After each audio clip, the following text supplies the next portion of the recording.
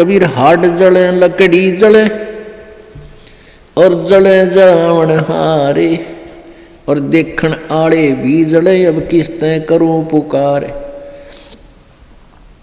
अब परमात्मा कबीर जी कहते हैं कि जो किसी की मृत्यु होगी वो तो जले, और जो उसको जलाने जाएंगे एक दिन वह भी जलेंगे, और जो देख रहे हैं खड़े होकर के फलाना मर गया देखो उसकी चिता जले है, और वह भी जलेंगे एक दिन, उनको भी वहीं जाना है। पर ये वो बुद्धि इतनी काम ना करती, इतना दबाव है हमारे ऊपर, प्रेशर है, नशा है, हमने डर ना लगता कि हम भी वहीं जाना है, हमने भी एक दिन वहीं जाना है। वो दिन याद कौन रखते हम, और वो अब याद रहेगा।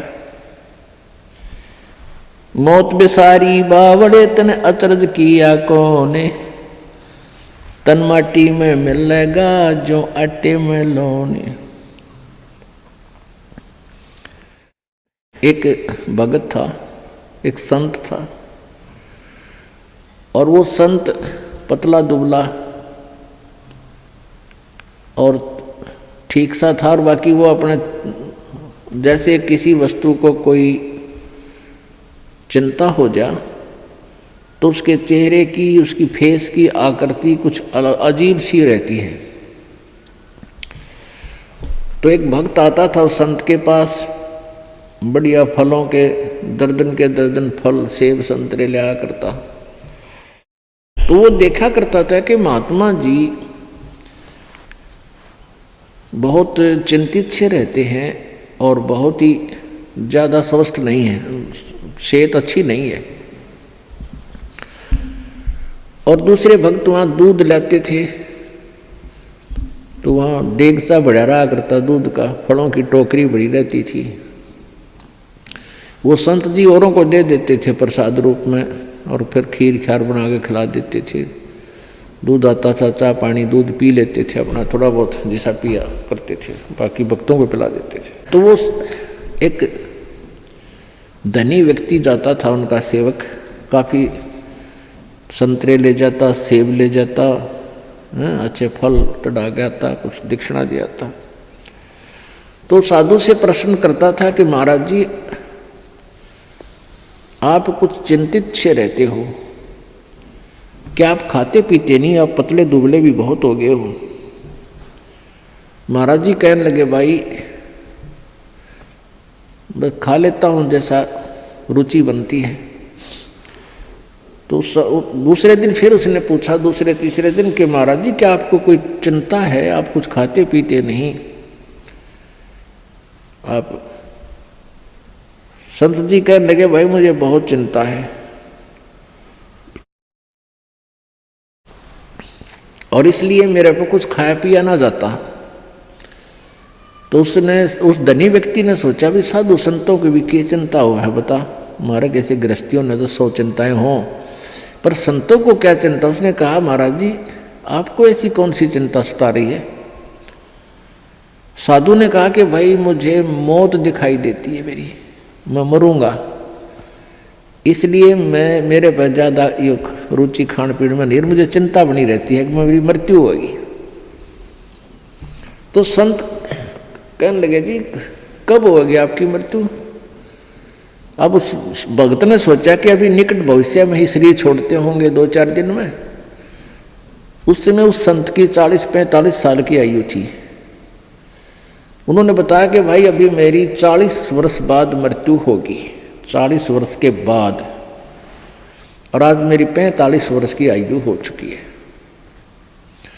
तो वो धनी भगत कहने लगा हे महाराज जी यह भी कोई चिंता हुई, मरना तो सब ने है, मृत्यु तो सबकी होगी, और साधु संत भी ये चिंता करें, कमाल की बात है, खा पिया करो, मौज करो, है ये तो सब ने मरना है क्या। अब वो प्रतिदिन आवे और यह बात कहे कि महाराज संत भी कदे मृत्यु तो डरा करें, ये तो सब ने मरना है, ये तो क्या बात है, खूब बड़े बड़े लेक्चर डाले। अब उस संत ने सोचा यो रोज दुखी करेगा, ला इसकी फड़क निकाल दूं।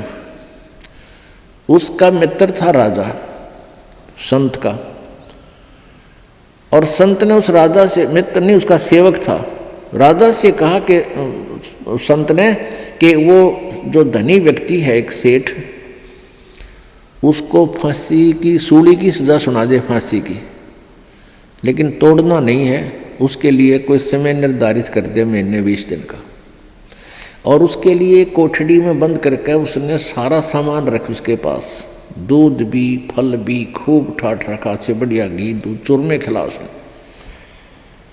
अब राजा अपने गुरुदेव का आदेश पाते ही राजा ने वो बुला लिया और कहा भी तेरे को फांसी की सजा सुनाई जाती है, तूने किसी व्यक्ति का मर्डर कर रखा है।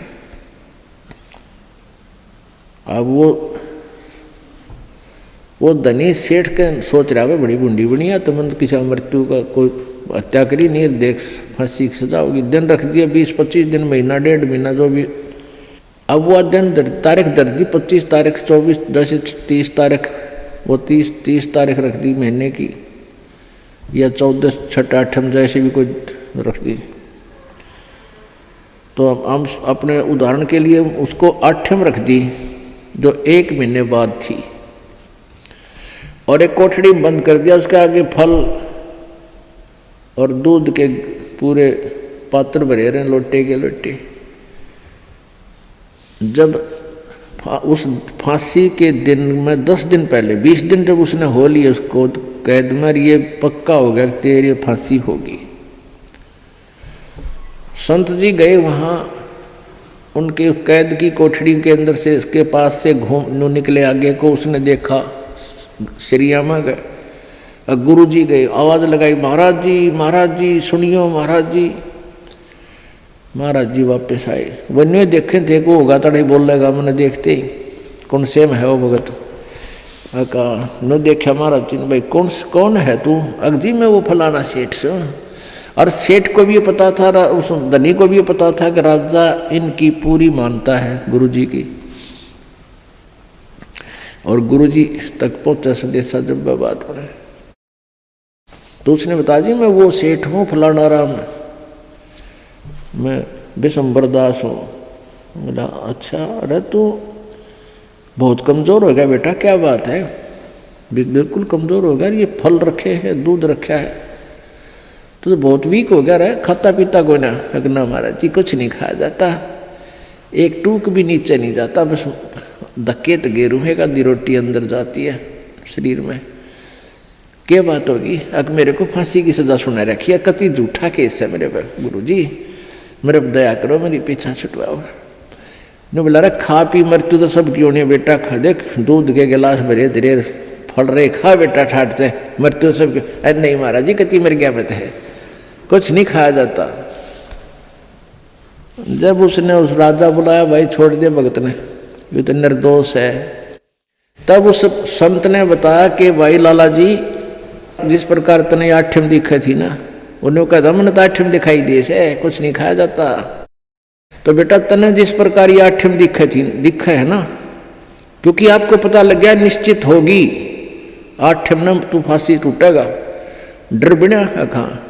तो इसी प्रकार मुझे मेरी 40 वर्ष बाद वह 8 मन दिखाई दे आज, इसलिए मेरा इस संसार में रुचि रही नहीं। जिस प्रकार आपकी ना घर में रुचि, ना क्या की रुचि, ना तू खास खाने में रुचि तेरी, एक ना कोई रुचि नहीं थी, बस मरता हुआ खाऊँ था और 8 के गुण गाऊँ था, उस 8 पर ध्यान लगाऊँ था।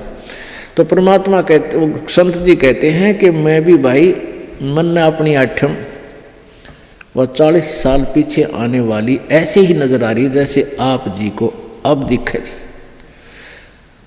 तो पुण्यात्माओं, हमारे ऊपर इतना दबाव है इन तीनों गुणों का, इस त्रिगुणमयी माया का, कि हम 10 मिनट बाद भी याद नहीं रख सकते इस मौत को, और यह रखनी चाहिए, रखनी पड़ेगी। ज़्यादा से ज़्यादा 60 वर्ष 65 वर्ष 70 वर्ष तक ये शरीर ठीक रह सकता, घना स्वस्थ होगा। तो उसके बाद मान लिया चाहे 90 वर्ष भी उम्र होगी, तो बस वह तो मौत तो ही बूढ़ा जीवन है, बाकी का। लेकिन भगवान की भक्ति आप पहले से ही कर रहे हो, तो आने वाला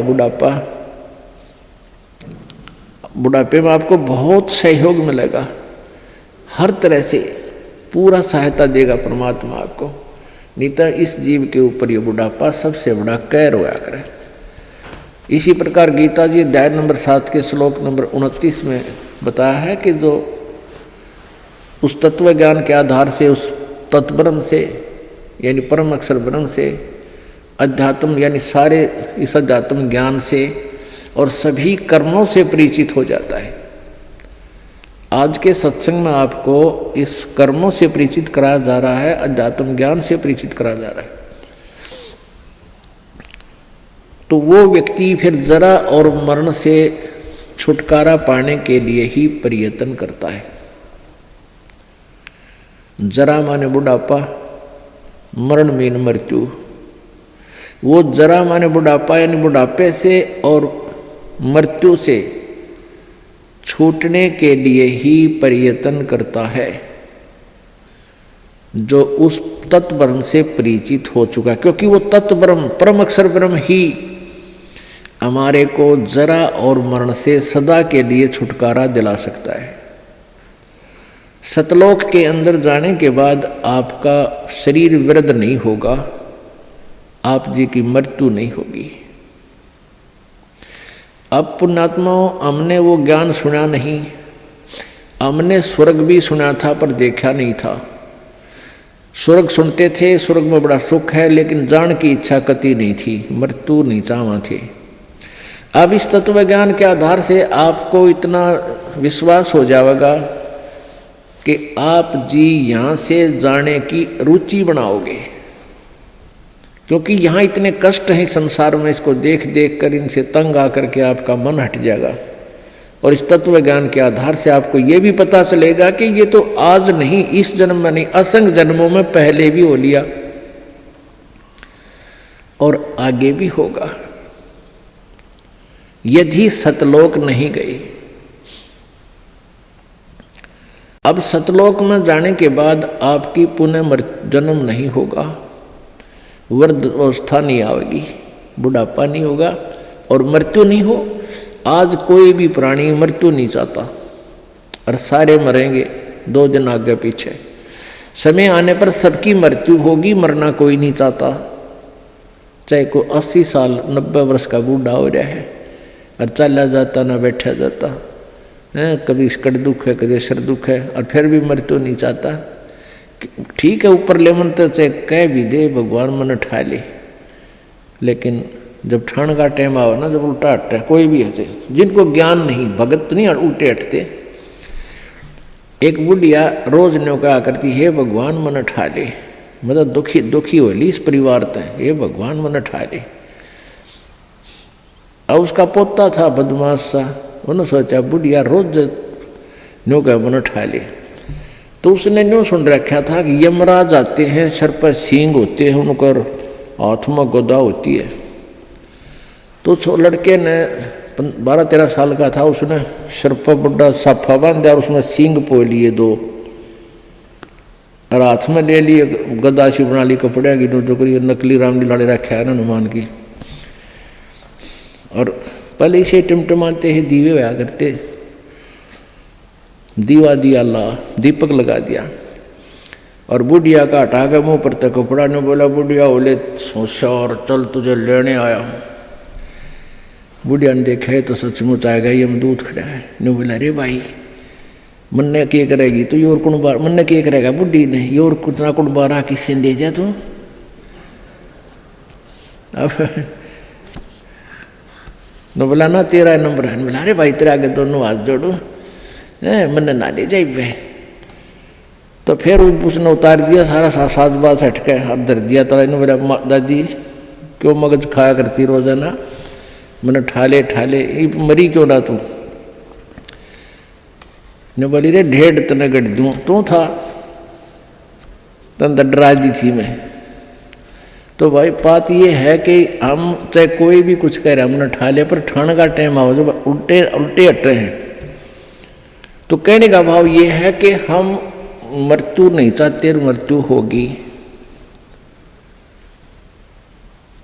अब यहाँ से तो आपने मरना पड़ेगा, सब कुछ त्यागना होगा, और ये मालूम नहीं कब त्यागना पड़ जाए।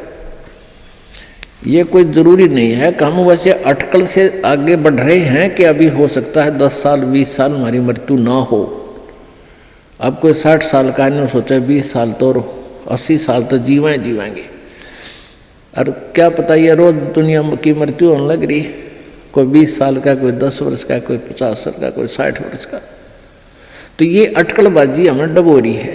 हमने भगवान से डरना चाहिए और याद रखे उस मौत को, प्रथम परमात्मा को और सेकंड मौत को। फिर ना तो बुराई कर सकते, ना चोरी कर सकते, ना ठगी कर सकते, ना बदमाशी कर सकते, ना 2 नंबर का काम कर सकते, कि जाना दिखेगा आपने। फिर तो यहाँ तो से तो आपने जाना ही पड़ेगा।